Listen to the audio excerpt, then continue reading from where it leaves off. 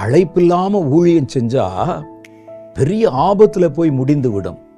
அழைப்பில்லாமல் கர்த்தருடைய ஊழியத்தை செய்கிறவர்கள் பின்மாறி போயிடுவாங்க.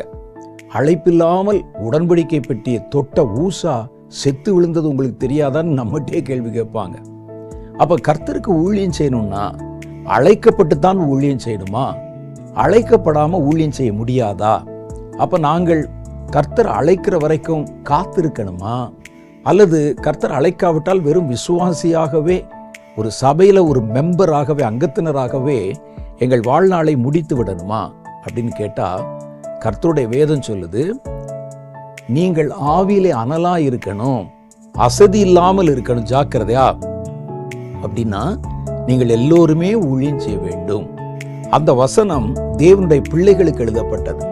ஊழியக்காரர்களுக்கு மாத்திரம் எழுதப்படல, எல்லா விசுவாசிகளுக்கும் எழுதப்பட்ட வசனம் தான் அந்த வசனம். அப்ப நம்ம எப்படி ஊழியம் செய்வது? நீங்க சொல்ற மாதிரி அழைப்பு இல்லாம நம்ம ஊழியம் செய்யக்கூடாது. நாங்கள் கர்த்தர் அழைக்கட்டும் சொல்லித்தான் 25 வருஷமா காத்திருக்கிறோங்க.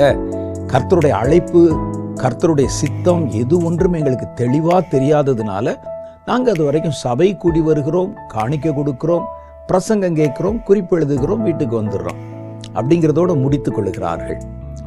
அது நீங்க சொல்றது உண்மைதான். அழைப்பு இல்லாமல் ஊழியம் செய்ய முடியாது.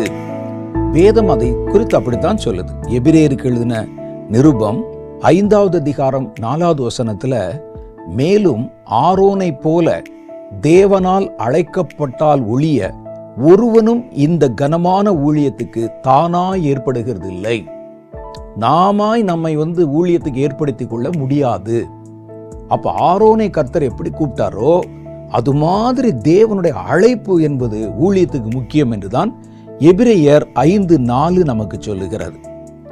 அது தேவனால் பிரத்யேகமாக அளிக்கப்படுகிறது என்றும் நமக்கு சொல்லப்படுகிறது.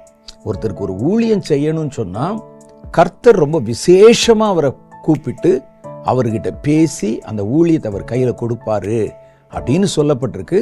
கொலோசியரின் புஸ்தகம் 1வது அதிகாரம் 26வது வசனத்துல, உங்கள் பொருட்டு தேவனால் எனக்கு அளிக்கப்பட்ட உத்தியோகத்தின்படியே நான் அந்த சபைக்கு ஊழியக்காரனானேன்.